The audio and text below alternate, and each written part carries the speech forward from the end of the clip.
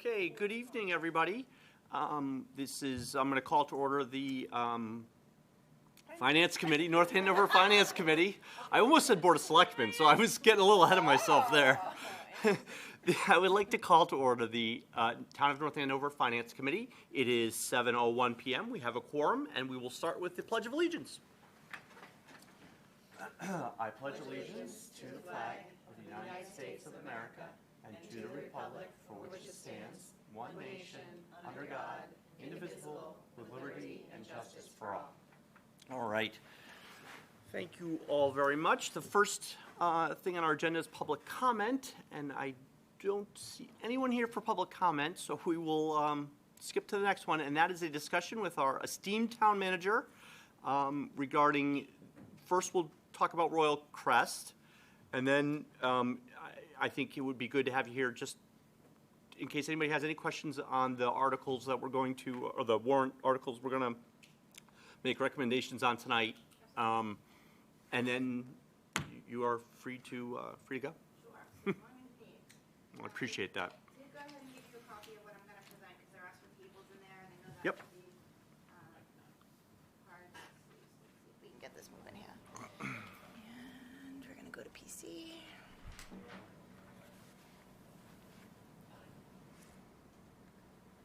All right. So I adapted my presentations to a Royal Crest by the numbers presentation because I know that's what you'd all be interested in. Yep. Not that the whole project isn't interesting, but so I'm going to give you just a little bit of background in case you haven't been following, but the majority of what I'm going to talk about is really the math. But I'm happy to answer any of the technical questions if I can, and if not, get you any answers that you might want. So as you can see, I've already started getting all my books ready for town meeting, Yep. and almost had to wheel my suitcase down the hall today, but Lynn came to my rescue, so. All right. So for those people at home that maybe don't know, or anyone who isn't aware, Royal Crest is along 114. It's right across from Merrimack College. It intersects with Route 125. It's about 1.5 miles southeast of 495 and 2 miles south of downtown North Andover. So Royal Crest today, they've got garden-style apartments, kind of like this one that I'm showing you here. There's 588 units. They were constructed in the 1970s, approximately 1,600 total residents. 135 of the 588 units are leased directly by Merrimack College.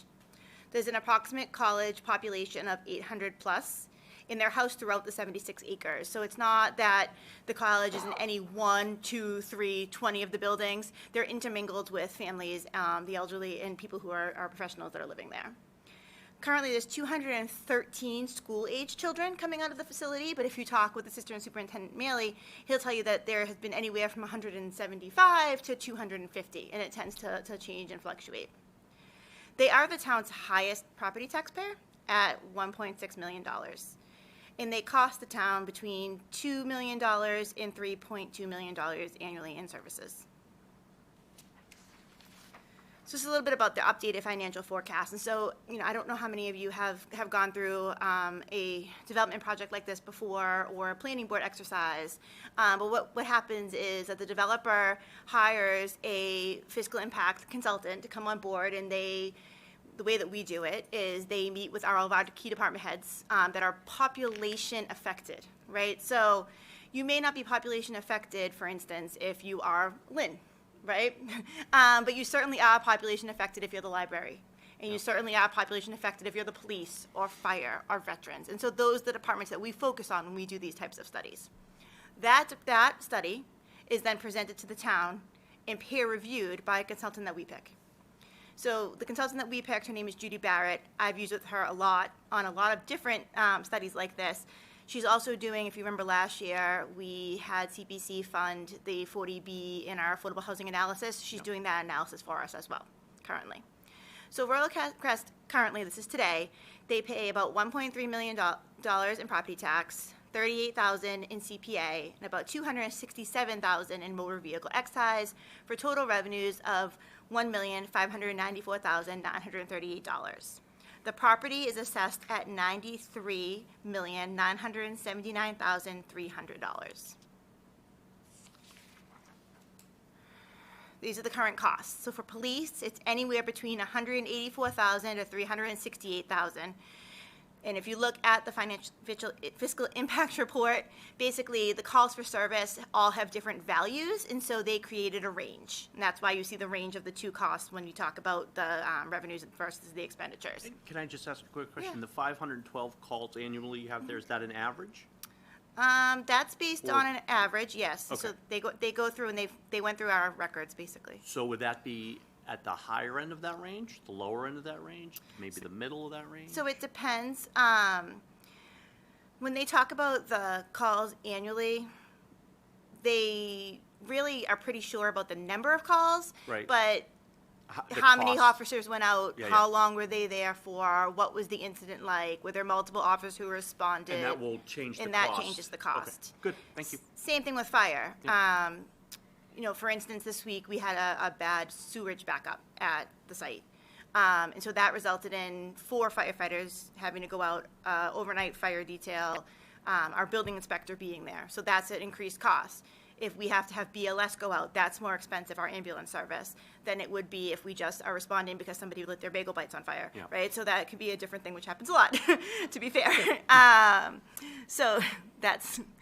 and then for the rest of the cost, basically there is an exponential assigned to each of the type of services. So they figure out if for elder services, 33% of the population uses elder services, and elder services cost $33 per person, and then they apply that to the population metric. Yep. So we know that the elder services cost is $9,712, the library cost is $21,344, the veterans cost is $13,028. The youth center costs are $27,997. The community support coordinator costs $22,598. And then the schools are again a range. So we know there's 213 students, but they had a range in the fiscal impact report where a student could cost anywhere from $3,700 to $6,700. Now remember, that's not our price per student for going to school. Right. But again, there's population-sensitive things in schools, too. We don't have 2 Superintendent Gilligans, right? But we do need 2 textbooks. And so we look at the population-sensitive items when we make those determinations as well. And so all of this was reviewed by our peer reviewer to make sure that these numbers were accurate. So this is the Royal Crest today. Again, our highest taxpayer, these are low and a high range of expenditures, and then this is our net negative fiscal impact. So we are negative $469,222 to $1.6 million per year currently. In net, just so everybody knows, gross is the actual cost, and net is the cost after all the burdens come out. Okay. So a little review of the project. So people who have been watching and paying attention, the project was bigger, and there was a lot of negotiations. They came down by about 20% on size. And then again, a few months ago, they came down again, and they reduced their units one more time, brought back their heights and their setbacks. There's a 40B element, and so 40B, as you know, is our affordable housing. The town is not currently at their 10% yet. We're hovering right around that 8% mark now that we have the 2020 census numbers in. So there'll be 385 40B units, with 97 of those being affordable, 439 multifamily units, 35 units for over 55, 199 townhome units, which we believe will be for sale townhomes, 206 resident student housing, so there'll be a separate residence hall building, for a total of 1,264 units of housing. There'll be 70,000 square feet of ground floor retail. Their thought is that the key tenant will be grocery. There'll be 102 key hotel, 108,000 square feet of office space, approximately 47 acres of open space, and then 558,000 square feet of parking. And remember, currently there's 588 units. More than double, yeah. Oh, I'm sorry, can I just ask a quick question? absolutely. So, how close will that affordable housing get us to the 10% threshold? We would get a 10.5%. Okay. So we'd be we'd go over it. 50%, we'd be in safe harbor. Great. Yes. Thank you. No problem. And that's really the goal. So if you're not familiar with 40B, until the town gets to 10%, we are at risk of predatory 40Bs, which so our goal and our intent is to work with developers on creating affordable housing in the right spot so that we can work together and collaborate on that. Predatory 40B would be a place we don't want it. So an example of that would be in Sudbury, we had a predatory 40B that was programmed for our historic town center with only one exit and one entrance and one street light. It was a big problem for us. We were able to work with them to move it to a site that we liked more, but it was difficult. Until you get to your 10%, that could pop up pretty much anywhere. And 40Bs technically don't have to apply with zoning. So instead of going the planning board process, they go through a ZBA process, through a comprehensive permit through them, and a lot of their standards are set through the state. So they still have to go through a process, but it's a much more liberal process. So Yes. liberal's a kind word. It is a kind word. And can you explain to people who might be listening the difference? Because I think a lot of people, when they hear a 40B unit, they think that's all for, I mean, you're saying of the 385 total units, 97 are going to be affordable units. So Yes, just make that 97 would be clear. affordable. Typically, what you see is about 80% AMI. So, we think about that, and 80% AMI really is what a teacher would get paid, or a firefighter, or a police officer, or any of our town employees, clerical. And so, I think people think about affordable and get maybe very wrongly scared of what that means, right? But it's not. They look at what the value of the properties in North Andover are. They look at what people here make as a median income, and then they base it on the region. From what I understand, it's like around 70,000. Yes. Yes, 70,000 as an annual income, and you'd qualify for affordable housing. That's impressive.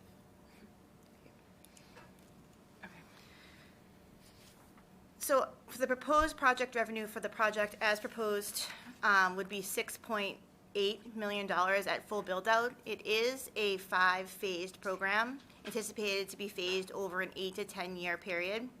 The net positive fiscal impact would be $2.1 million to $4.4 million. This projected revenue number takes into account not only property taxes, but also meals, vehicles excise, hotel, and personal property. Again, we went through this full analysis with our department heads to get to this number. With the reduction in residential units that they made in the January program, there's a range of students that run from 194 to 89 above what we have now. So we have 213 now, 89 above that. What the town did was we commissioned 2 studies to better understand our enrollment. We did that not only because we had this project going on, but also because we were doing a facilities master plan too. And we're looking 15 years down the line at those buildings, and we want to make sure we're planning for what we have coming, right? And so we had, it's bemusing, but we hired a consultant, and then we peer reviewed our own work, which is highly unusual, but we did, because we wanted to make sure that we were right. And we didn't commission these studies because we didn't want to be welcoming to families, and I don't want anyone to think that we're worried about the school-age children. It was because it's our responsibility to plan for them. Right? So we were able to do that, and it was a really impressive undertaking. And if you review that data, what you can see is that the town's birth rate has actually decreased, and it's expected to continue to decrease over the next 8 years. That our population is anticipated to grow at a slower rate toward the end of the decade. In looking at available estimates, we know that 56 residents will reside at the East Mill Pond, Mingo Development, and the Avalon Development combined, a total of 357 units. And we should note that for Princeton Properties, they anticipated 13 students, and at the time that I created these slides, there's only 8. So in actuality, the metrics are maybe a little bit aggressive. The school-age children that are generated from these new developments, they're going to be distributed amongst all the grades. So it's not like we're going to get new students and they're all going to be in 3rd grade, right? They're going to go all over the 13 grades. And they have to be distributed by the year in which the phasing is done. So in the first project, we've got the 40B and one of the multi-rate buildings. Okay. The next phase is another multi-rate building. The last phases is the 199 townhouses. So this comes on slow, which means that the impacts of the schools is slow too, which allows us to grow and accommodate at the same time, but also allows that birth rate decrease to match this up. increase, right? And so we were very comfortable with how this came forward. And that allowed us to maintain the consistency that Assistant Superintendent Mealy saw in his charts. It's also really important to note that currently at Royal Crest, it's all 2 and 3 bedrooms. This is a little bit different, right? We're going to see more 1-bedrooms and studios than we saw then. So the type and size of the housing units has a direct impact on the demographics of the occupants, right? Of those 53 restricted age housing, we may see students come out of them, but I don't think we'll see as many, right? So we have to think about that. And kudos to the schools because they really put a lot of thought into figuring this out, not only through those studies, but also through their subcommittee that they formed. I could feel really good about these numbers, which is always nice. So this was a chart that I created because I'm visual. And this was the current Royal Crest versus the proposed Royal Crest. So kind of gives you an idea, and I have these different slides and I'm talking back and forth, and I know everyone's trying to think like, well, what about this and what about that? So, the current Royal Crest has 588 units. The proposed will have 1,058 plus 206 dorms. It's still going to be 76.18 acres. Nothing's changing there. The current population is around 1,600. The new population will be 2,013 residents and 824 students. The bedroom count currently is 1,284. The bedroom count for proposed is 2,319. The current affordable units are 0. The proposed affordable units will be 97. The units applied to the town subsidized housing inventory now are 0. The units that will be applied to the town subsidized housing inventory for the new project are 385. The revenue now is $1.6 million. The revenue proposed is $6.8 million. The net fiscal impact is negative 469 to negative 1.6 currently, and will be 2.1 to 4.3 with the new project. For student housing, we currently have 185 units. So 135 units are rented to Merrimack. They have a master lease, and they rent out 135 units. Approximately 50 more are occupied by students. Their parents rent On their them. own, yeah. Yes. Which adds a little bit of trouble for us, right? Because at least when the ones that are Merrimack owned, they will respond there, they have RAs, they take care of the business. The ones that are not really leads us to a little bit more trouble that we'd like to avoid. Yep. This new student housing will be 206 units, 824 students. Current age restricted 0, proposed 35. What do you mean? Yeah. So there's 0 age-restricted units now. In the new proposal, there's 35 age-restricted units, 55 and older. 55 and older, Right. that's what I was looking, okay, thank you. For school-age children, now there's 213. For proposed, there'll be 194 to 302. The floor area ratio now is 0.24. Proposed is 0.81 with parking. The development agreement, there is not one with the current Royal Crest. There would be one with the proposed, which I'll get into. Compliance with 40B, not currently, would be with the proposed. Don't get the fire chief started on this, but there currently is no sprinklers at Royal Crest. There would be in the new project. For open space at the current Royal Crest, 54.6 acres, proposed 46.5 acres, but open and accessible to the public. The buffer around the site, meaning what is buffering 114 as well as the neighbors, currently 12 acres, will be 19.2 acres.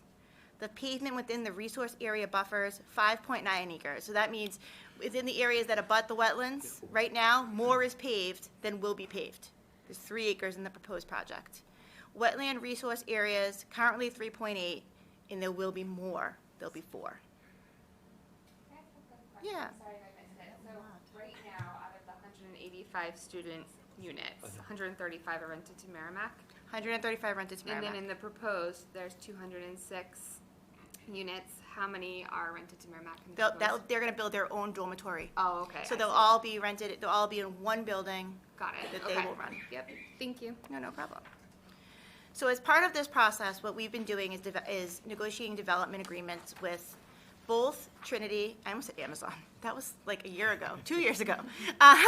One with Trinity Amco in the town, and another one with the town of North Andover and Merrimack College. The site, obviously, Royal Crest, The agreements will only go into effect in the event that the proposed mixed-use overlay zoning and the associated zoning map, which are two different articles, are approved at the 2022 town meeting. Currently, we have a term sheet which will be memorialized into a larger development agreement consistent with town procedures. So what we do is we create a term sheet of the benefits. It's easier to negotiate, and then we let the lawyers loose to figure out all the kind of extra legal terms. But we'll have that all done before a town meeting. So I'm just going to get into the terms of the term sheet, so you all are comfortable with them. If you have any questions, feel free to interrupt me. So this is the one with Trinity and AMCO. They have given us $550,000 for water improvements and $50,000 for a sewer capacity analysis and a redesign of the sewer flow. There's a sewer treatment facility that we may get rid of that's down in that area that we think we could flow out of that actual substation to a different substation and would give us better flow. So we're going to look at that. But if that does in fact come to fruition, it would be incumbent upon us to, yeah, okay. It would benefit the whole area, Yeah. so No, we just just wanted to get them making to sure. study Yep. it, yeah. For traffic, they will be charged with establishing a traffic monitoring and reporting program so that we can determine if the traffic is consistent with the traffic study. So there's been excessive traffic studies done, as well as peer reviewing, and in addition, MassDOT has been involved. So there's a lot of different places that are kind of in the middle of this. Sorry. No, So, yeah. So if it's not consistent with the traffic studies, what happens? So what will happen is that at the issuance of the first building permit, Trinity is going to give the town $1 million to hold in escrow. Yep. 12 months after the certificate, it's I'm going the to tell next you. thing. Here we go. You're good. Sorry. 12 months Sorry. after the certificate of occupancy for every single phase. So there's 5 phases. At the end of each phase, they will do a study. They're going to give us $10,000 so that we can do a study. If we find that they're material in excess of any of the projections, we can utilize that $1 million for traffic mitigation. Great. If we don't use them, we don't use any of the $1 million, at the end of the completion of the project, or 12 years from the issuance of the first building permit, we have to give them $500,000 back. Okay. That's a pretty good deal. I think it's a pretty good deal. Yeah. I'm excited about it because I think it allows us to test the metric, right? Yeah. And if we're wrong, we can fix it, which is Yeah. great. I think another really important thing to remember is that the developer is going to have to go through MEPA. This is going to trigger MEPA, which is an environmental permitting process as well. And I have never had a project go through MEPA where the developer was not required to do additional traffic mitigation. They just haven't started that process yet. So I anticipate we'll see additional traffic mitigation forced by MEPA as well. They also are going to have specific trip reduction goals and measurable initiatives that they'll have to give to the town. They have to have bicycle parking, which is half covered, and it's basically set out by metric. There's a formula for the different types of housing, how many spots they have to have. It's like parking. Yes. Yeah. They have to pay the population portion of the town's assessment to the MVRTA. So whatever their population ends up being, they're paying that percentage of our portion. Good deal. They also have to have at least 2 bus routes, and if the MVRTA is not going to supply them, they need to supply them. One which connects to Andover or Lawrence train station, and one with express service to Boston. They have to become a member of the Merrimack Valley Transportation Management Association. For pedestrian safety, we're doing the same thing. They're putting $1 million in an escrow account, 12 months after the completion of the first 3 phases. Well, let's call them 1, 2, and 2.5. So the first phase, don't forget, is the 40B and part of the market rate. The second phase is the rest of the market rate. But what I didn't want to miss the hotel, because we're not sure, is the hotel going to be all Merrimack parents going back and forth? Is it going to be for all the Division I games? I don't know. So we made sure that we added that in to be studied as well. If any material pedestrian safety issues arise requiring enhancements, then we have to utilize those escrow funds to make improvements, not limited to requiring crossing guards at peak times in design and funding of a pedestrian footbridge. So, this is exciting. Again, 12 years after the issuance of the first building permit, we have to give half of that back if we don't spend it. Open space. They'll permanently restrict the use of the perimeter of its project as open space, buffer, vegetation, and walking trails. They'll fund a walking trail study with connections to the common in downtown for $20,000. And they're going to design, build, and maintain a walking trail for pedestrian access to the Franklin School. All right, and then the community partnership funding. They have agreed to give the town $850,000 for parks and field improvements and creation as dictated by the Field Master Plan, which we are funding in this year's capital improvement plan. $500,000 to fund our community policing initiative. $650,000 for the Fire Station 2 design, $150,000 for the Senior Center, $200,000 to purchase the Stevens Memorial Library bookmobile, $500,000 for the design of the Youth Center addition, $3.5 million for the Franklin School gym, increased classroom space, and other improvements. That'll be in 2 payments, 1.75 and an additional 1.75, and $300,000 for a downtown properties improvement grant fund. They've also agreed to a per capita mitigation payment. So from the 5th year of total occupancy to the 10th year of total occupancy, the developer will make a per capita payment for every resident that exceeds the estimated number of residents in the fiscal impact report. So they've told us in the fiscal impact report there's going to be 2016 people. If there's more, then they have to pay per person. We get that number by dividing the budget minus local aid by the population of the town. And this would basically go to all the services, that additional fund, that. Just be a that payment, goes be a into the revenue operating source. budget. It'd be a Paying revenue for source. more for the schools, more Yep. for the fire, more for the police, whatever. Whatever's needed. Whatever's needed, because Just a there's one more safeguard. person than was the plan. Just a safeguard. Yeah. Yeah, it's a The safeguard. safeguards Things are- can go wrong. Numbers can be wrong. We could have more people than we expect, and we want to make sure that we plan for it. Yeah. So housing in other terms. In the event that any parcels other than the residence hall become owned by Merrimack College or any other tax-exempt organization, taxes must continue to be paid for a period of 10 years following the conveyance. I understand there's a lot of fears that the office could end up being owned by Merrimack, that the hotel could end up being owned by Merrimack. We heard that, and we wanted to make sure we had safeguards in place. At least 15% of the net new units must be affordable and shall remain affordable in perpetuity. What we didn't want to have happen is 20 years from now, some of these units fall off, and we end up under the 10% again. So by doing this project and the inclusionary zoning that we're talking about at town meeting, so inclusionary zoning, what that means is that if a developer comes in and puts 10 housing units in, they have to build one affordable, or they have to make a mitigation payment. That way, we're always increasing those numbers by 1 every time there's 10 more to make sure we're staying above the 10% mark. We don't want these to fall off.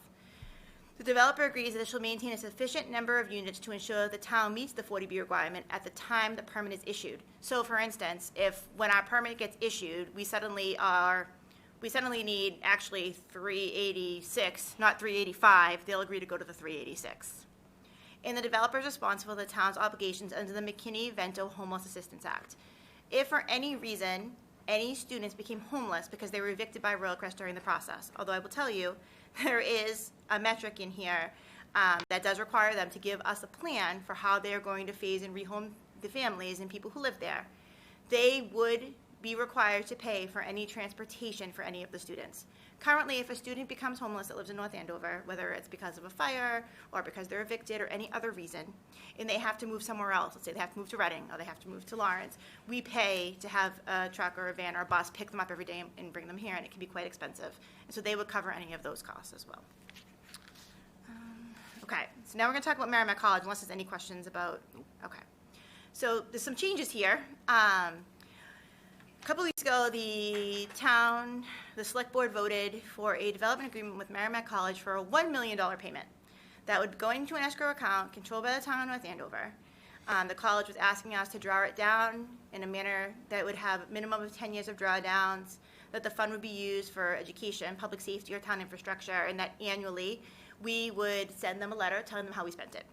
This week, we found out that that Merrimack had purchased 510 to 530 Turnpike Street, which is a parcel directly abutting the Royal Crest parcel. Right, okay. That property pays approximately $65,000 a year in taxes. So we came back to the table, and Merrimack has made an offer to increase the development agreement by $650,000 so that we would not see a decrease in taxes for the 10-year period. The board, you're seeing this before the board will vote on this on Monday, or hopefully vote on this on Monday, but we are doing that so that we will not be losing that revenue. Now, I will also add, there's 2 buildings on that parcel. Merrimack College was already leasing the 2nd floor of the office building. 510. Okay? Yes. I work there. You did? Okay. I do. You do? Okay. The first floor, the first floor and the 3rd floor are, Findings of- They're small offices. Yes, There's and small offices, there's a couple of financial Yep. firms, there's a staffing I think a mortgage organization company, there. right? Yeah. So they are staying, they have leases. So for the time being, and for long as Merrimack has them stay, Merrimack will continue to pay taxes on the first and third floor, in addition to this payment. So this is so new, that our town assessor is on vacation this week, and I am unable to get a number on exactly what that bill will be. But when he does get back, I will have a better number on that. But that's what the change is there. And then more exciting to me, I think, than the money is, which I don't know if I've ever said that before, Lynn. I'm sorry, Lynn. But more exciting than the money is that, yeah, like, Merrimack has come to the table to work with us on other issues too, and quality of life issues that I think are really important. So they've agreed to sit down with the town and the developer to develop guidelines that we'll adopt for the site for noise and nuisance. The town doesn't have a noise or a nuisance bylaw generally. And so we don't have a lot of teeth when it comes to noise and nuisance. So this will be really helpful. Consistent with state law, and we don't currently have, the town and the college will enter into an MOU regarding the responsibilities, communication, and reporting of public safety incidents. This is a big deal. This will improve our communications a lot, and I'm really excited about that. All the residence halls at Royal Crest will have a responsible party on premises 24/7 who will be responsible for contacting appropriate parties in event of an emergency. And all the students will be required to undergo safe crossing training, and a section about safe crossing will be added to their handbook. Okay, so this is a summary of both development agreements. So you can see the total is $10.9 million. The payments to the town will be at least 9.9, could be as much as 10.9, but because that $1 million may go back some if we don't spend it, I wanted to be clear about what that looks like. And the last column is timeline of when all of the payments come in. You can see the majority of these payments really are coming at the beginning. Upfront, yeah. Yeah, which is unusual for a development agreement. What I think I did do last night at the planning board, there was a question, how do we know if this is a good development agreement, right? So I looked, because I was like, well, I think it's great, but, I don't know. I went through today, I just took a look. And so, this is Royal Crest. In town, we also have the Amazon one, so that was commercial, different type of project. We got $6.7 million in community benefits from them, plus $2 million in infrastructure work that they're doing with MassDOT. We don't know the value of the infrastructure work that Royal Crest will do yet. They didn't give us per capita because there's no people living there. They agreed to a study for post-traffic mitigation. We gave them a TIF. The next two I negotiated. There's not a lot of development agreements, I'm going to be honest. So in Sudbury, I negotiated one in 2016. It was a mixed-use, retail 40B, market rate townhouses, and a memory care facility. We had $4.8 million in community benefits. They did not agree to a per capita mitigation. There was no post-traffic mitigation. There was no TIF. It was a former Raytheon site that was being redeveloped. It got us very close to 10%. Sudbury Station project was the land swap with the project that we ended up appealing, the 40B project that ended up at the Housing Appeal Commission. This was how we solved it. Again, we had a mixed use. It was 40B, affordable, age-restricted, market rate, and small commercial. It was a 40R, so it was a very small commercial site. The community benefits were only $1.1 million. We did have per capita mitigation. It was a little bit different than this one. So the way that per capita mitigation worked was if there was more people than anticipated and the revenues were higher than they had calculated, they paid. There was no post-traffic mitigation. There was no TIF. So for Market Street and Linfield, that was 2013. It was a mixed use. And I have a little mistake here, so I'll fix that. Retail, office space, and residential units. For community benefits, they had 2 land donations, and I couldn't find a value for them. One, they gave to the town. The town then partnered with a nonprofit who built age-restricted housing on it. The other one was for town active recreation use. And they also received $1.5 million, which they then later credited against the building permit fees. So it was like an upfront payment that they needed to balance their budget that year. But then later, when the building permit fees were due, they took $1.5 million off. They were also given 3,500 square feet of community space. They didn't have a per capita mitigation. They did have post-traffic mitigation. It was $50,000, and they had to return it to the owner if they didn't use it within 3 years. There was no TIF. One other one I found was Riverbridge North, which was in Berlin.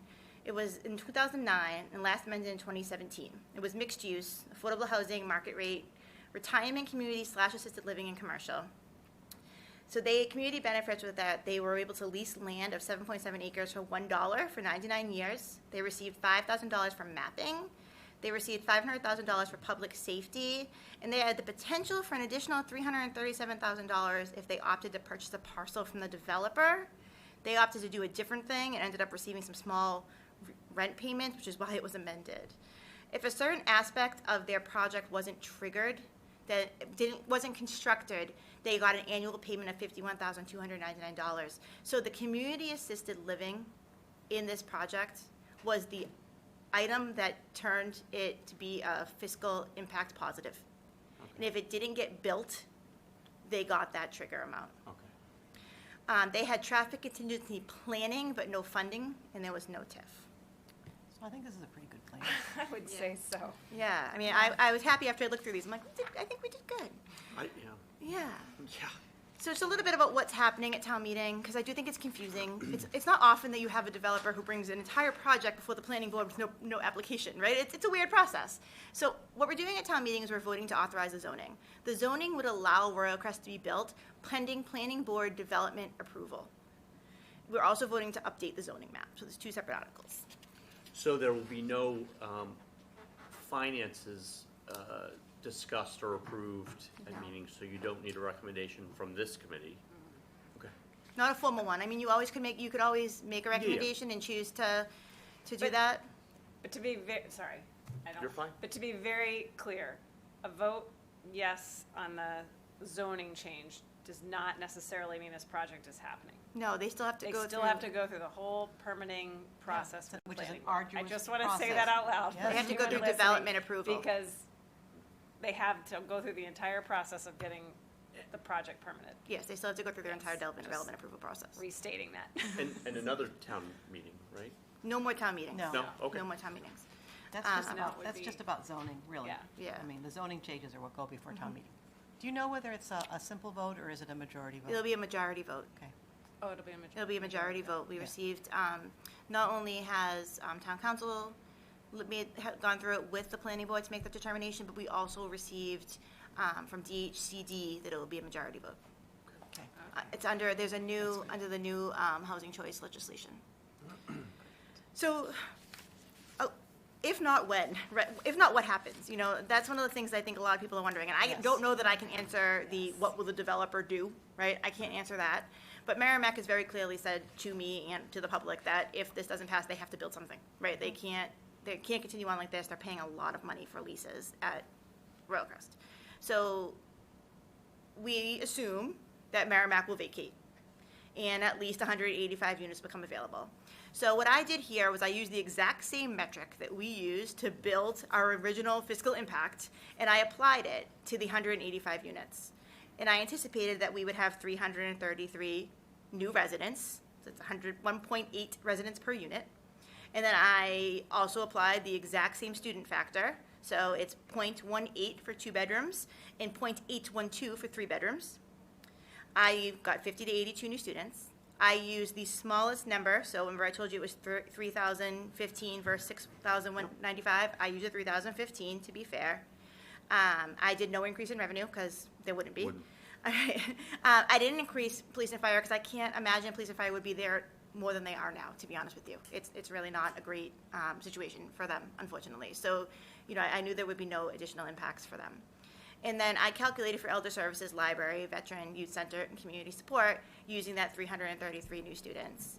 And I figured out that the total increased estimated cost based on, again, a range, right? The low one being the 50 students and the high one being the 182 students would be from negative 647,000 to negative 1,861,000.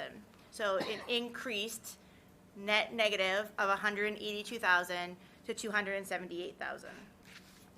And just to point out, those 50 to 82 new students would come all immediately. They wouldn't be spread over a period of time. They would not, no. Because they'll all go at the same time, and that's I'm just- sure they will have no problem renting apartments, so. That's just assuming, too, that the place stays status quo, Merrimack leaves. Yes. But Right. it stays the way it is, and that there is no other developer interested without changing zoning. Yes. They cannot renovate what they have there. The asbestos in the systems are not, they will not allow them to do any renovation. So it would have to be a new build.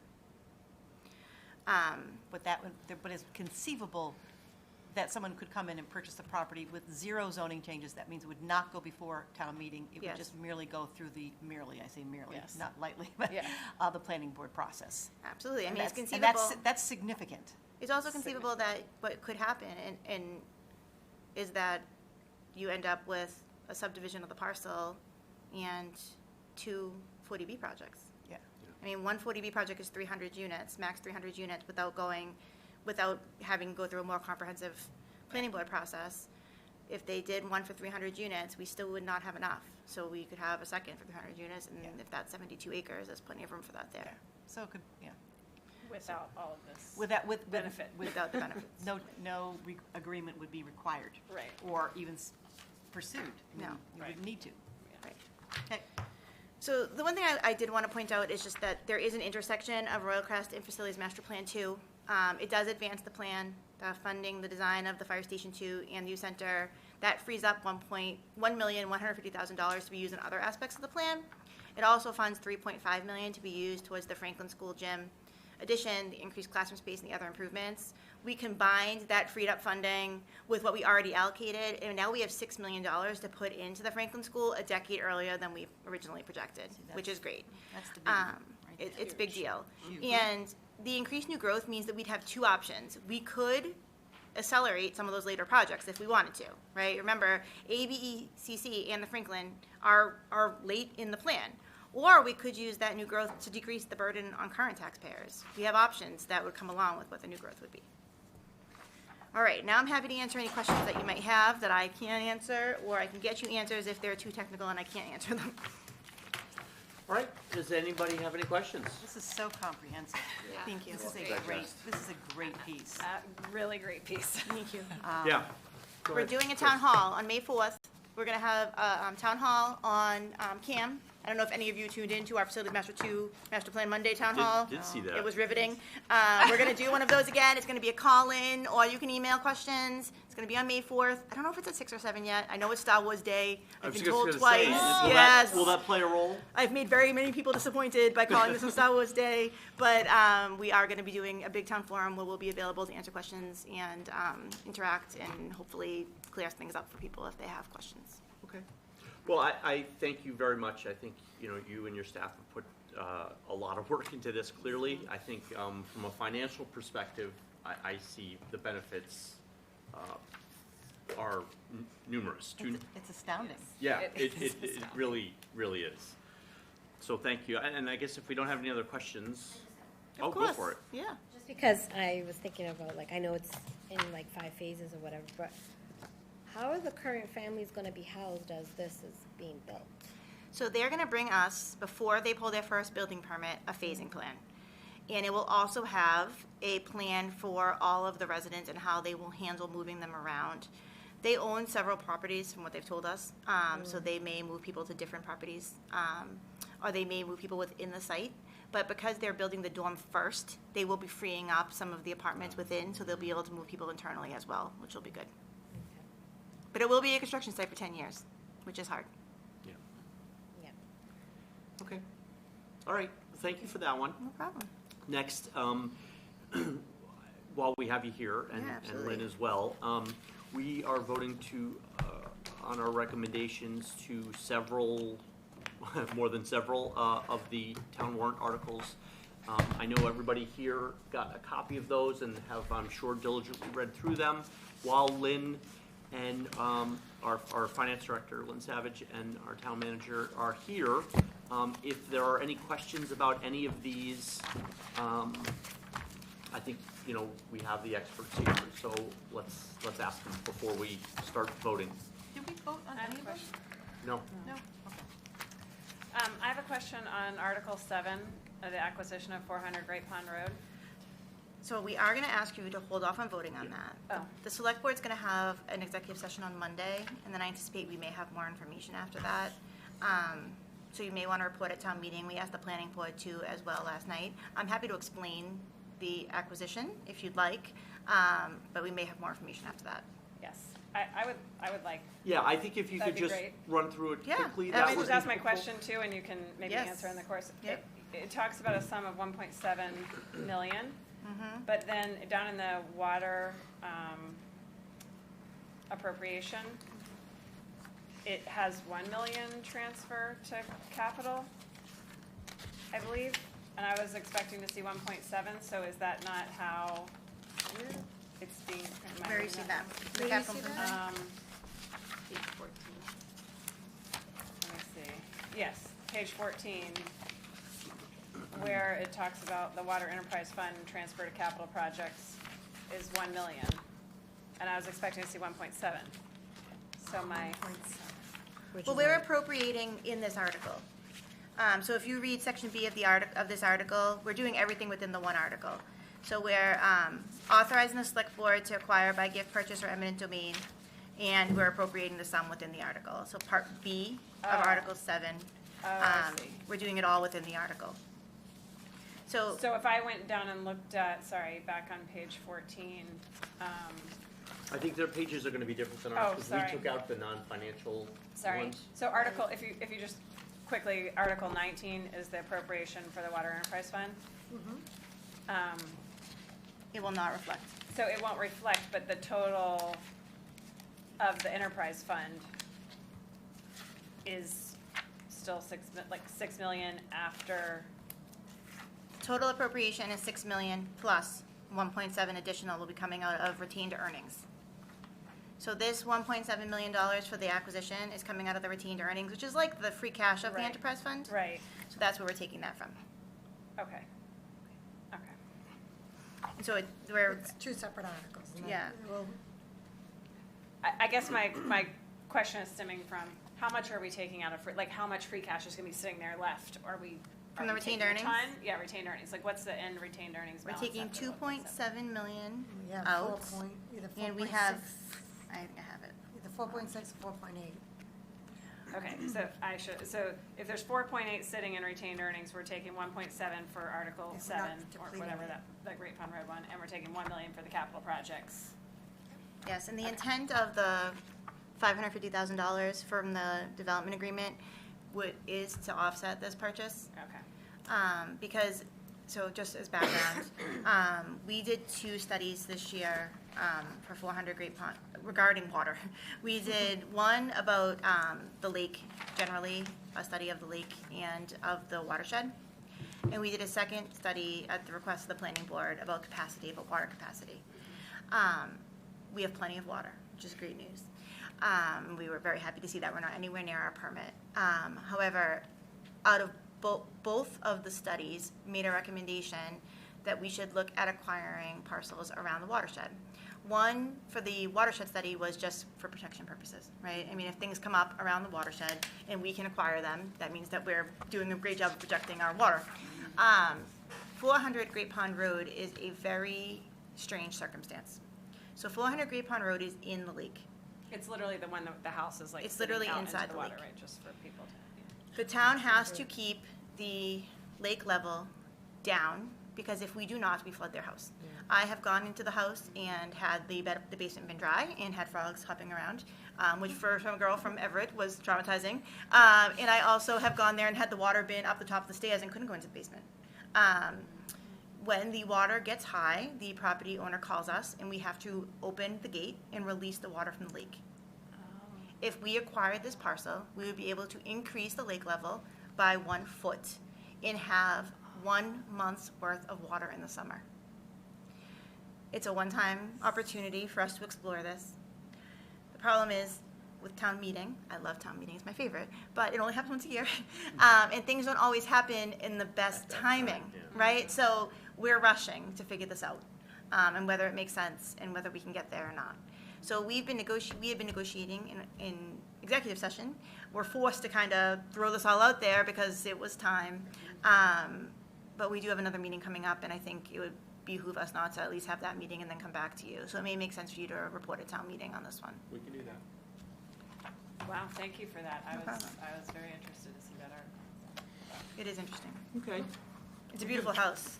In our last meeting, we had our presentation. Yeah. They Yeah. showed us. Yeah, that. the Yeah. CPC was Yes. one of the projects they didn't, Yeah. they didn't move forward with. Suzanne Egan tried to steal it for her office, but we had to tell her no. I She got wants kind to be underwater. I got kind of seasick when I went in. I mean, it's Yeah. like the vista is, I mean, it's beautiful. Yeah. Yeah. Okay, how about any of the Articles 14 through 26, folks? The financial articles.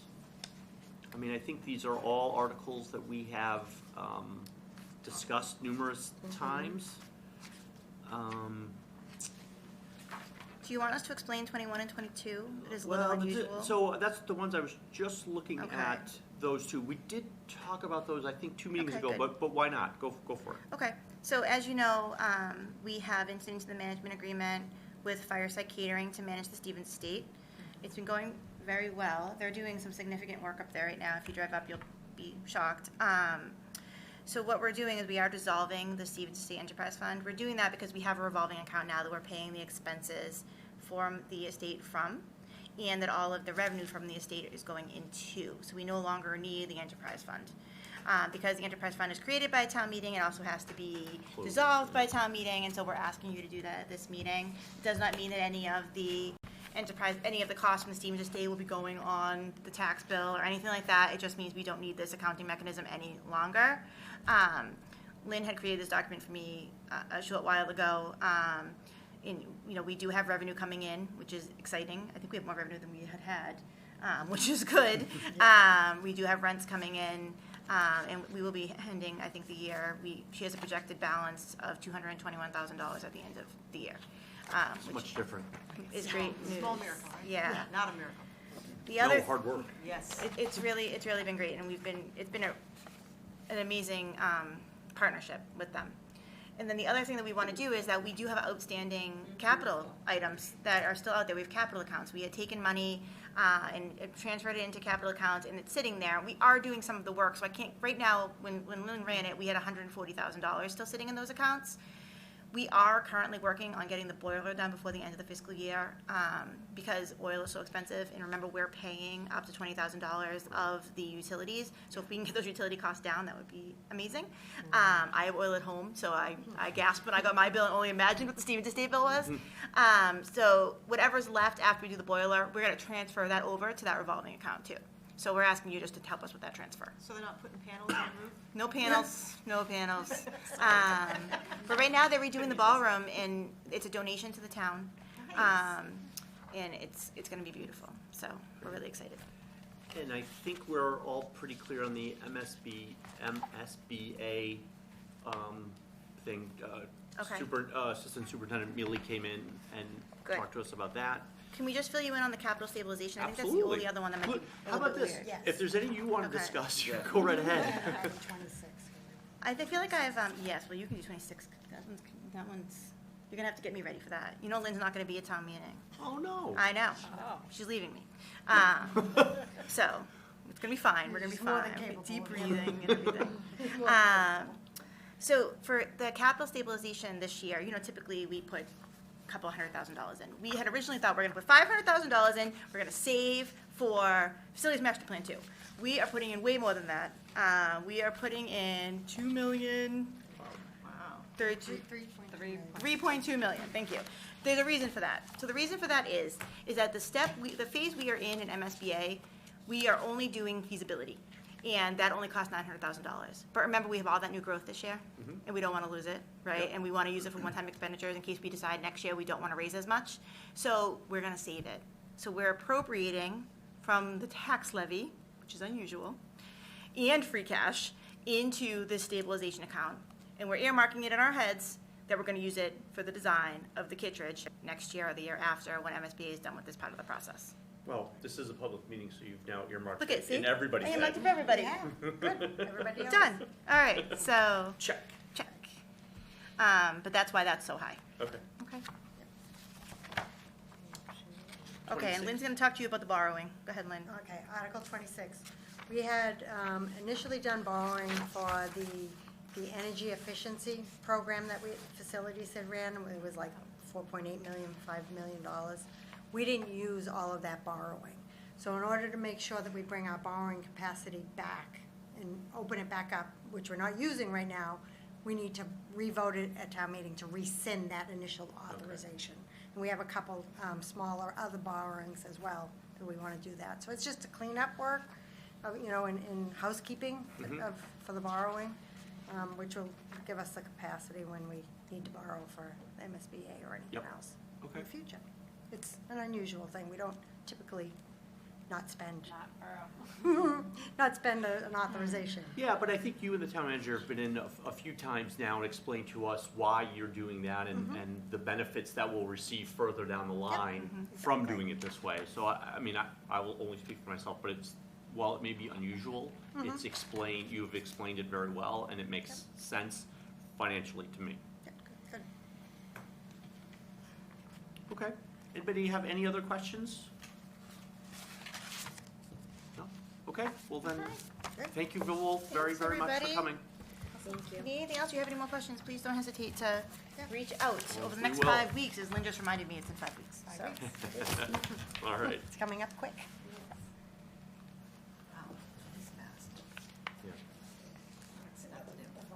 We do. Okay, so let me just go back to the agenda here. So next we have a discussion of the warrant letter, and then after that, discussion of and vote on the warrant articles. So why don't we take that one first, which is number 6, the discussion and vote on the warrant articles. And I'm going to look, Chris, in the past, you do it article by article? I was just thinking the same thing. Yes, we often do it article by article. I don't know that we are required to do article by article. If everybody feels comfortable with that, then that's fine. But I would think perhaps we would want to bring up ones that we thought were contentious and think about those first. Are there any that people are really on the fence on or don't want to know or, Yeah, you know what, I think if we just bang through these Just bang quickly. through them one by one, that's okay. I think it makes sense just to do them all. So do we need to do all the general articles as well? Nope, we just need to Just do the financial number articles, 2. okay. Nope, we need to do 2 and 7 from general articles, Yeah, and then 14 through 26 of the financial articles, and that's it. okay, and 7 we want to hold off on. Right. Right, and 7 we're gonna hold off on, right, so we're just gonna do 2.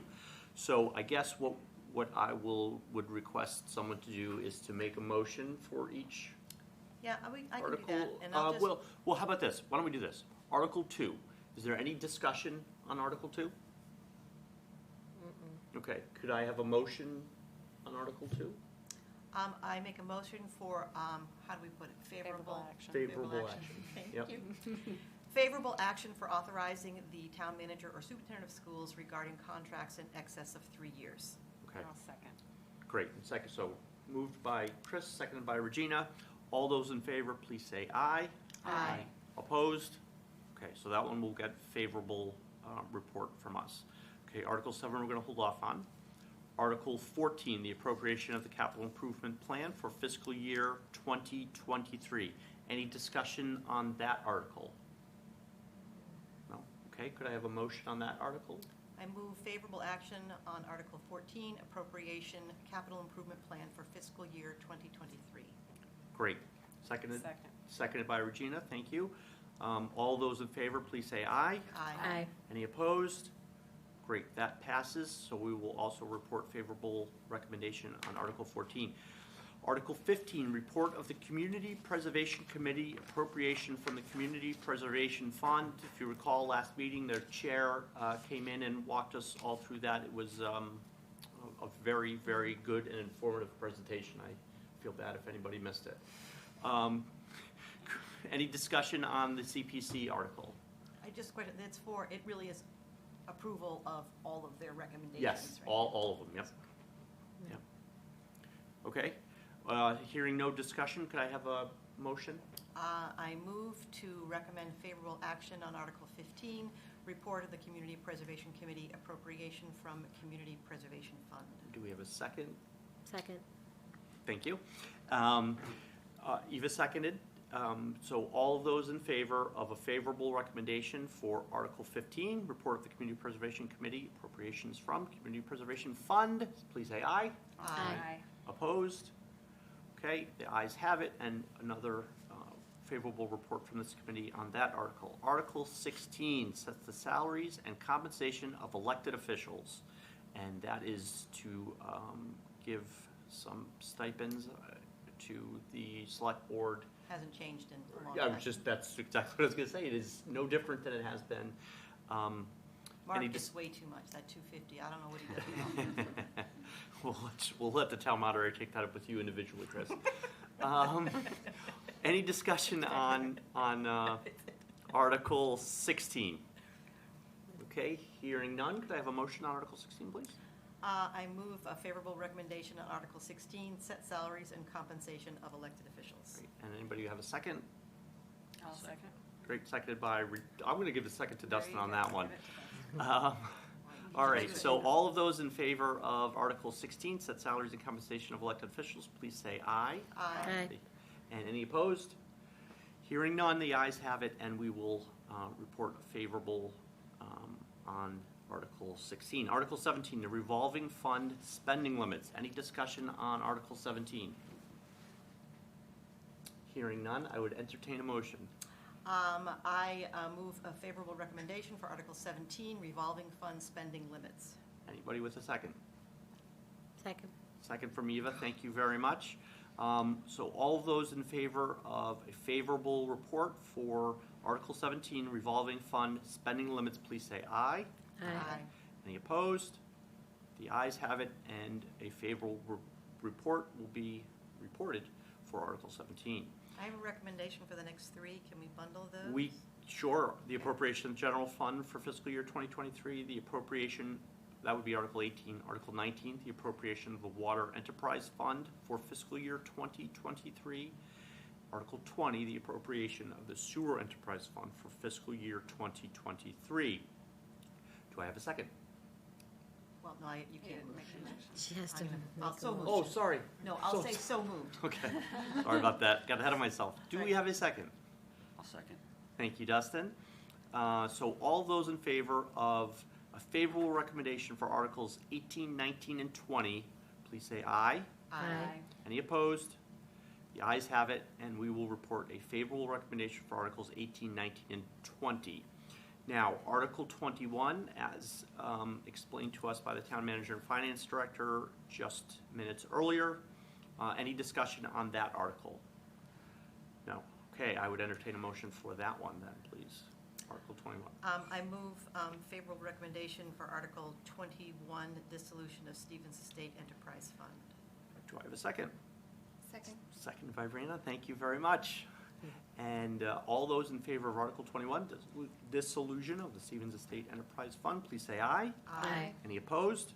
The ayes have it, and a favorable recommendation for Article 21. Article 22 is the transfer of all capital accounts for the Stevens Estate to the Stevens Estate revolving account, as explained to us earlier by our Town Finance Director and Town Manager. Any discussion? Hearing none, do I have a motion? I move favorable recommendation on Article 22, transfer of all capital accounts for the Stevens Estate to Stevens Estate revolving account. And do I have a second? Second. Second, Regina, thank you very much. All those in favor of a favorable recommendation for Article 22, transfer of all capital accounts for the Stevens Estate to the Stevens Estate revolving account, please say aye. Aye. The ayes, any opposed? The ayes have it. Hearing no opposed, the ayes have it, and we will report a favorable recommendation for that one. Article 23 is a transfer to stabilization, as explained by our Finance Director and Town Manager earlier. Any discussion on Article 23? Seeing and hearing none, I would entertain a motion. I move favorable recommendation on Article 23, transfer to stabilization. Great, thank you. Second? Second. Second by Eva, thank you. All those in favor of Article 23, transfer to stabilization, please say aye. Aye. Any opposed? Hearing none, we will, the ayes have it, and we will report a favorable recommendation for Article 23. Article 24, transfer to the capital stabilization. Any discussion on that one? Seeing and hearing none, I guess I would only hear discussion, but in any event. Do I have a motion on, you can tell I'm getting a little loopy now. Article 24, transfer of capital stabilization. I move favorable recommendation on Article 24, transfer to capital stabilization. Thank you. A second? Second. Thank you, Dustin. All those in favor of a favorable recommendation for Article 24, transfer of capital stabilization, please say aye. Aye. Any opposed, please say nay. The ayes have it, and a favorable recommendation for Article 24. Article 25, the MSBA approval for Kittredge School. Any discussion? Do we have any idea how far they are along in this process? I'm just curious. I don't. It's- I don't recall. It's irrelevant. That's, Go ahead, hold on. We oh, you did, oh. Our 270 days doesn't start until September. Oh. So that's when it kicks off. So our kickoff will be, we're a little bit ahead with our appropriation, which is great because we only have the one town meeting. But it's 270 days of September, so our next steps will actually be selecting the school building commission. Oh, wow. I Yeah. didn't realize it was such a length of time. It's a lengthy process. Who Yes. selects the school building commission? It's a combination of the moderator and the school committee. Okay. I mean, within that 270 days, is there a possibility that things would go wrong? So not as long as we file all the appropriate work. Right. Okay. Right, so, Yeah. and it's actually not like hugely complicated what we need to do. There's modules that we have to follow, and they make it very easy to work with So them. you just stay in the process? You and just stay in you're the on process. the train? We're on the train. Okay, Yeah, and that's they great. actually, we get assigned a staffer who works with us. The day that we found out we got awarded invited into the process, we had our orientation, so. Yeah. Good, that's amazing. moving That's on. great. Any further discussion on that one? Okay, hearing none, I would entertain a motion for Article 25. I move favorable recommendation, Article 25, MSBA approval for Kittredge School. Thank you. Do I have a second? Second. Thank you, Eva. All of those in favor of Article 20, of a favorable recommendation for Article 25, MSBA approval for Kittredge School, please say aye. Aye. Aye. And any opposed? Hearing none, we will report a favorable recommendation for Article 25. And the final one, Article 26, rescind unused and unneeded borrowing authorizations, as eloquently explained to us earlier by our town finance director. Do we have any further discussion on that? I don't know, I think we should have her explain it again. That's denied. I'm not even looking for a second. No, in all seriousness, do we have any discussion on Article 26? No, No. No, it's a good group here. Okay, then I would entertain a motion for Article 26, please. I move favorable recommendation, Article 26, rescind unused and unneeded borrowing authorizations. And I heard a second from Dustin. Yes. Thank you very much. All those in favor of a favorable recommendation for Article 26 to rescind unused and unneeded borrowing authorizations, please say aye. Aye. Any opposed, please say nay. The ayes have it, and a favorable recommendation will go for Article 26. So Ta-da. that is great. So the only one that leaves us is Article 7, and if any others were to possibly come up, we could take care of those before town meeting. So But the it- only other one that I'm kind of on the fence about whether or not you should take a position on, and Laurie and I haven't gone back and forth on, is the surplus article. I'm going to explain it in case anyone asks your opinion on Sure, it. which one is So that? it's Article 6. Article 6, okay. I don't think it's financial in nature, but just in case anyone does ask you, I just want you to be aware of it. Mhm. So the way our current surplus, and what surplus means is that when the town wants to get rid of something, right, we have to go through a process where we surplus that item. Yeah. The way our current policy is written, if I wanted to throw away this piece of paper, I would need to get permission from the select board. It basically says anything, empty pen, the newspaper after I read it. So it's not very effective. What we're asking to do is to take it out of the bylaw, have the select board create a policy, and have the policy be in line with Massachusetts General Law, Chapter 30B. We think it makes a lot more sense than us trying to figure out how we throw away small things. And technically, we're not really complying with the bylaw right now because we'd be coming to you for trash, right? We become the select board for trash. So there was some confusion when we brought all the stuff at the Stevens estate forward because there was a lot of dirty mattresses, and there's no value of these. I'm like, I know, but technically under the bylaw, I really need to bring it, and it is time consuming. So that's why we're asking for it. Could it be considered financial? I don't know, but I just don't want you guys to be surprised by it. Okay. What makes you think it would be financial? Just because we're talking about value, and we auction some of these items off. So especially with vehicles, what ends up happening is that we auction the vehicles off, and then we take that money to purchase new vehicles. So at the end of the day, we get money Yep. from what we surplus typically. So how is the new bylaw? Is it Anything under 10. specific? Oh, okay. It is, yeah. So the way the general law works, anything under $10,000, anything with no value at all, we could throw away. Right. Anything under $10,000, we would be able to either give away or sell if we wanted to. Anything over $10,000 is to go through an auction process. Who has to establish the value? But basically, we go online and look for what the value would be. So you go on eBay, try to figure out what it is? Any website, basically, yeah. But I mean, is that like your job to That's- determine well, so- value and bring it before the Board of Selectmen and say this has value and this Yes. does not have value? Yeah. Okay. So I'm the Chief Procurement Officer. Laurie is the Director of Administrative Services. Yep. She also serves as procurement for us, and she basically does that. So we use MuniBid a lot now. We just auctioned something the other day. But it's a little bit change of process, and I just wanted to make sure that you guys were, I don't think it's financial, but I want you to be aware of it. Okay.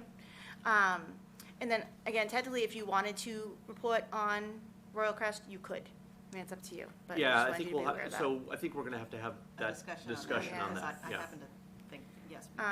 But other than that, the only other ones that I just think I want you just to be aware of, they're not financial, but I think, just thinking about them, I think you should be aware of them, is the police leaving civil service. So, yes, so we have negotiated with the police and the lieutenants, no, the police and the sergeants, to vacate civil service. The administration is in favor of it, that the police department is in favor of it, the union is in favor of it, everyone's happy. The reason we're doing that is because people are not taking the police exam as much now. And when we hire a police officer, what happens is when you're hiring one, and Regina knows this, when you're hiring one, you only can interview 3.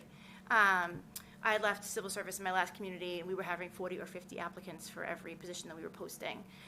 We actually were having to bypass people on the list because we were so close to the bottom. By leaving civil service, we'll be able to create our own test, have our own metrics on who we want to hire, whether it's people who are bilingual or it's people who live in town or whatever it is. We'll still have veterans' preferences. The current employees are still all grandfathered in and able to stay in civil service and maintain all their civil service rights unless promoted. Like I said, everybody's good and happy and in favor of it, but it was contractual. And so, in case you're asked about it, I just want you to be aware of that too. So if we did want to make a recommendation on the Royal Crest articles, would that be 27, 28? It would be 26 and 27. 26. I'm sorry, 28 and 29. 28, 29, okay. We keep Okay. remembering them. 28 and 29. It would be. 28, 29, okay. Yep, thank you. Okay, thank you. All right, well then, so that leads me to the sort of last thing on our agenda, which is a discussion on the warrant letter. the warrant letter, right? So, everybody's been getting their sections of the warrant letter in, so thank you very much. I think we only have maybe one outstanding or two. Yeah, which is the one, I took a quick look and I was like, I can't even think. I couldn't see 'Cause either. we just got yours, Regina. Yep, Although you need to, I couldn't access the stupid. she resent it. Did you? I Oh, sent thank it you. as an attachment. Oh, Yep, excellent. I she didn't did. see that. Okay, Yep. great. So, so we may actually have them all. Okay. So we'll have to, you and I will have to take a look. Yeah, I'm gonna take a look this weekend. That Okay. was something that's on my list. Perfect. Sorry. So the other thing that, just You're not late. to the town manager's point, we certainly could vote to recommend or not recommend the Royal Crest articles. We could also choose to address it in our warrant letter, if we wanted to go that route too, or in addition to recommendation, or instead of recommending. So, I thought those, or we could not do anything on it. So I thought that that would be something we should discuss. So if anybody has any thoughts, we should discuss. I think we should do both a recommendation and a paragraph in our warrant letter, a statement of why we think this is of value or is not of value, whatever the. I second that opinion. Okay, so anybody else have an opinion on that? The warrant is a powerful thing. People come in, sit down, and they read it. before, while they're sitting there waiting for town meeting to start or prior to, so, or right in front of a vote. It's a big deal. To have nothing from the finance committee, I think would be like glaring. Well, yeah. I don't think I agree with you because of the magnitude of this article, but I would say that, and we have two learned people here who could correct me if I'm wrong, I don't think it is a matter of course that if the finance committee would make a recommendation on a zoning warrant article, if I'm not mistaken. No, not normally, normally you wouldn't have such a financial impact. No, agreed. Right, Like, yeah. I fully admit that this is an odd situation. I'm Yes. just Yeah, no, putting you're- everything out on the table. You are correct. Yeah. I'm embarrassed to say I don't remember, did the finance committee make a recommendation on The Stevens estate? the Amazon zoning? I don't recall. I don't remember. That was in here when you did the zoning. I don't recall. You did on the TIF. We did on TIF. Yeah. Yeah. Okay, I'm trying- well, Marijuana zoning. I don't know, I wasn't on, I don't know. I was I was on on the the planning select board, board. so. I was on the, I So- gave her. I was on the other board, I don't know. Okay, so, you know. That's right, that's right. So Different boards. Let's do this. So we don't have to, we can do that, we can make our recommendation at the meeting before town meeting, right? So if we choose to. Then it won't be printed. Yeah, in but the thing. that's just, I think we want it to be printed. Right, but let me say this, so the developers have reached out to us and do want to come in to our board and go over Yeah. the project from their perspective as well. Yeah. So I do think we should wait on any recommendation if we choose to go that route until we at least hear from them. Is that everybody in agreement on that? Yep. Okay. Is it So in time? what's that? Is it in time to get it in the warrant? I think so. Jillian and I have found a couple dates, so let me Okay. go back with Jillian and figure it out, and then get some dates out to you guys to see if we can make it work. Yeah. Okay. No, I think that makes total sense, absolutely, and if there's time, and we can even have something ready to go, I mean, like thoughts about what we would write, which will be shifted or influenced by what they have to say to us, so For that sure. we're ready to go. For sure. So, okay. I don't know if Melissa or Lynn, if you know what the drop dead date for us to get that printed in would be? What, you're gonna say like Monday? Well, so Laurie's going away on the 12th. I believe we are going to print, let me just open, I think we have to go to print by just opening my calendar back up, sorry. No problem. I think we have to go to print by the 18th. Am I right? Of April. April. 18th. Yeah. I said by April. March. Like I March was gonna say 1st. March, oh my God. No, But I so think we have to that's go next we have to send it to the printer on April 18th. Yeah. So, So okay. we would need to have a Has to be meeting next next week. Next week, yep. Okay, well, let me, And the earlier in the week, the better. yeah, But then again, but seriously though, I mean, it is something that we can have an idea of how we want to put it, you know, if I'm optimistic at how well engaged my brain will be over this weekend to look at those things. But, you know, I think that between us, we can put together something. okay. And then, We'll put together something for the letter. For the letter, you mean? for the Yeah. letter, for Royal Crest, even Right. before we meet with the Royal, No, I no. mean, just have something so Yep. that we're good to go. Yep, And we're not scrambling, you know. yep. Does anybody have? So are any- you offering to write that section? I was gonna I- say. yeah, I was yeah, just yeah. going It to sounds like say. you're pumped for it, Yeah, yeah. All right. Well, I've got an awful lot of stuff to go with. I mean, right, It's like, how do you take this and go? Yeah. Well, here's the thing, is like everybody's gonna be writing something, you know, the planning board is gonna write, you know, some whatever neutral, negative, you know, whatever is, you know, and so is the Board of Selectmen. So everybody's going to be taking these things and putting something together. So it's a matter of what is our take, what is the Right. financial. I mean, the Finance financial committee. take is, Yeah, pretty. does- like, does- are you Does insane? everybody No. agree with that? Dustin, Okay, I would mean, you should we- yeah. agree? Yeah. Eva, would you agree? Brianna, I saw you nod, so Yeah. yeah, okay, Yeah. so that is the consensus, for sure. Yeah, so we're this group right here of the finance committee, we're feeling pretty favorable about this, okay? You know, and as you think about it, if you think of something like, say, like, hey, I'd like to see this written down, or this is something that jumped out at me as to like, oh my gosh, how could you ignore this? You want to send me little. Moving the Franklin School up possibly a decade. Yes, I mean, Yeah. that was one of the things that I circled. You can't ignore that. But if you have, like a piece like that, just send it to me. We don't have to discuss it, but it's just like that one, if there's something that. bullets. So a you bullet go. that is Yeah. something that's of passionate interest to you, send me that, and we'll put that together, and of course, before anything we decide on it, we'll do it in an open session. Of you know. course. Yep. Yeah, so we it sounds can like do we're that, gonna have to. Each person can send her their own Thoughts. one or two Yes. thoughts. It's Yeah. like, please make sure this is in it. Please make sure this is in And it, then- I'll put it together, and then after they present to us, we can review, it has to be at that same meeting, It's gonna have to be the meeting's gonna have to be next week. next week, So and be Yeah. at We that should meeting. send you our bullets by Friday then. Yes, You're gonna yes. be working on it this weekend. Yes, if Yeah. you can, Okay. if you can, send me thoughts. Yeah. And, thoughts and prayers. And then have something so that at our next meeting, we can actually say, yeah, I like this.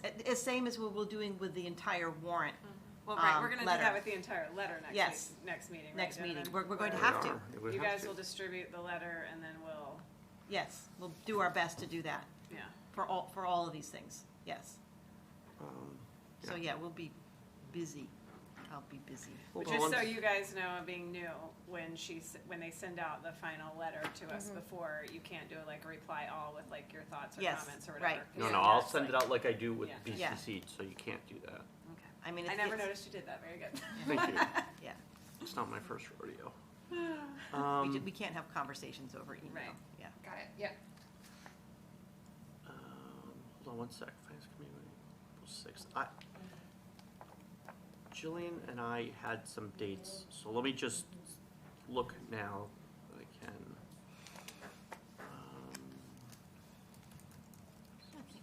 I have my board meeting on Monday, so if it's that. I don't This is like, think so. Let me just, sorry, just press.